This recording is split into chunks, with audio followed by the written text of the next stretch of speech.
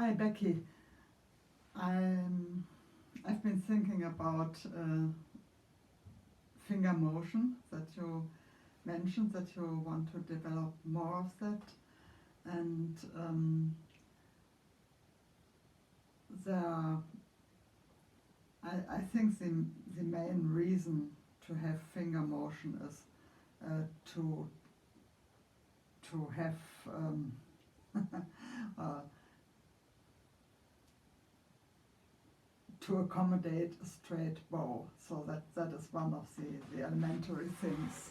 So we have all these round, how do you say, curved movements through our joints, and the bow should be straight, right?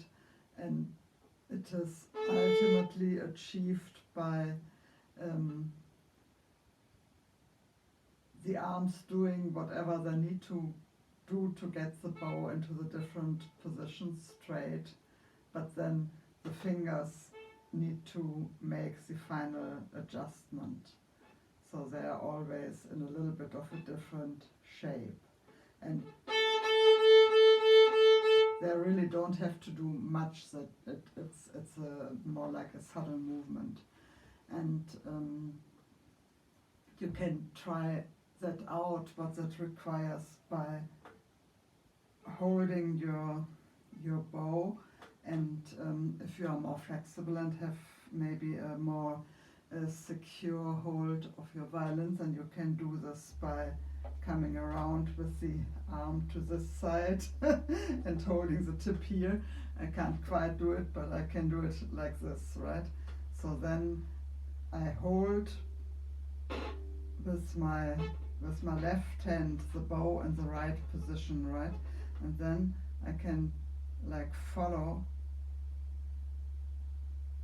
with my hand the path that is kind of defined, the straight path, because I'm holding the bow straight, right? It's automatically a straight path. And then my fingers just follow the bow, right? And yeah, so it's also this pushing up and pulling down. I mean, now that looks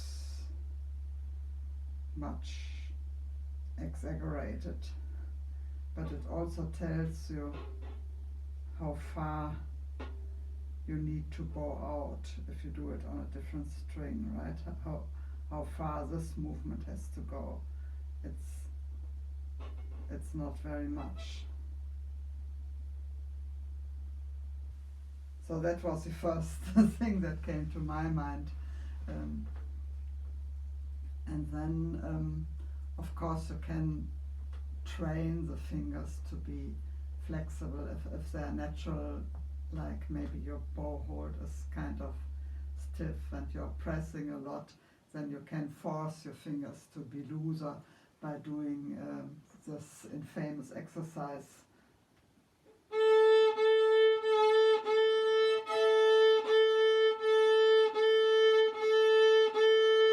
Just doing a little détaché at the frog, and the point is, again, you can probably get around to hold your wrist like this. I can't quite do it, so I do it from this side. But the point is that you can fix your wrist and your lower arm and make sure that it doesn't move. And then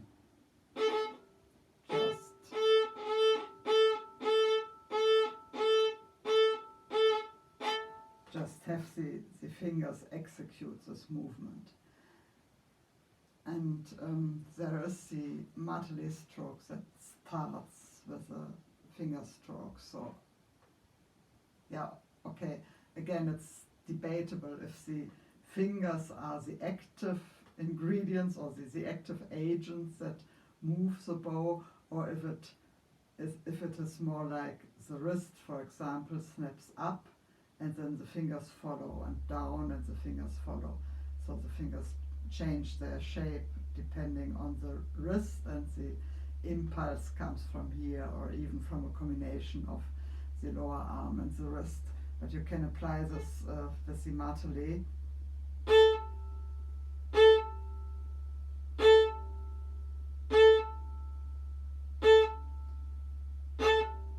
And I don't know, I even don't know if I do it correctly, but that is what I was taught.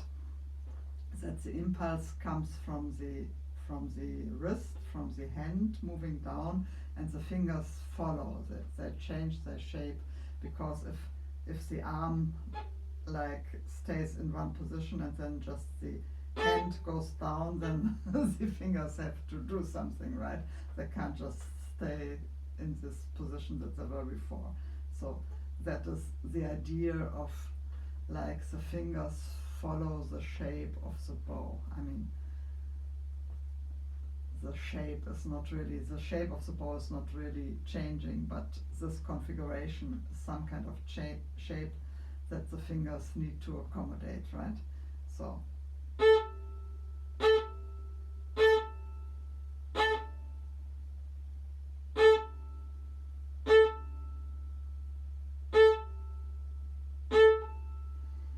that's the martelé stroke. And you can also turn this into an even shorter stroke by lifting off the string. So you can just like press into the string a little bit with your index finger with this pronation, and then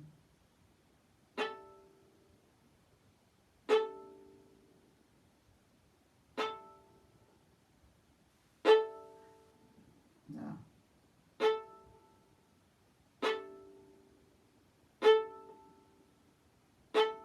Not really have a stroke, like here's something that stays on the string, but to lift from the string.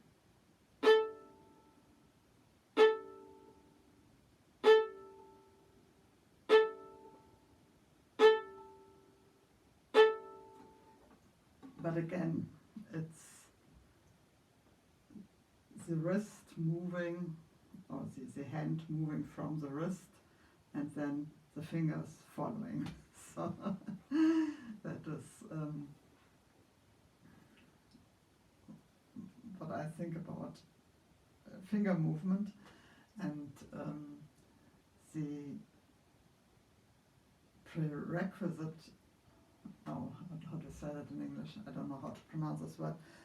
The necessary condition is that your fingers are loose on the bow, so then you can kind of move your arm around and the fingers will follow what you're doing, and maybe act as little shock absorbers or whatever, right? So, and you can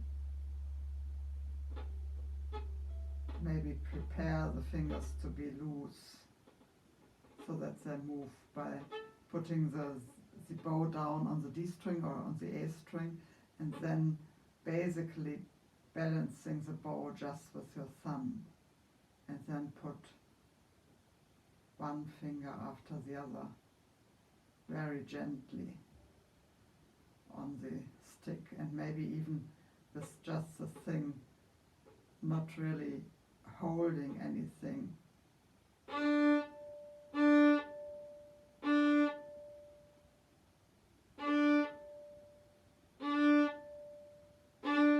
So that already gives a good sound, and you don't have to grab the bow. So the idea is like the bow is just moving on the string, and it is kind of steered along by the hand and by the fingers. So maybe you give a little bit more weight into the bow by turning the hand around like this, or you're lifting a bit of weight away by curling the pinky, and you see that the bow stays straight by doing this steering motion, and it can be just the bow can do much of the work on its own, so it doesn't have to be like hold like I don't know, a hammer or any kind of other kind of tool. It just needs to be guided and steered, and maybe it has to be put to work with a little bit of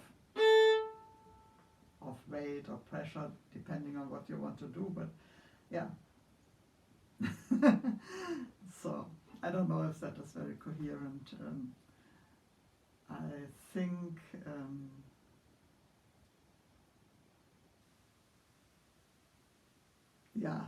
this idea that the boat does much of the work it needs to do on its own and only needs to be guided by flexible and sensible fingers, right? And yeah, like I said, how do you get to that state to have the fingers that flexible? I think one of the exercises that you can do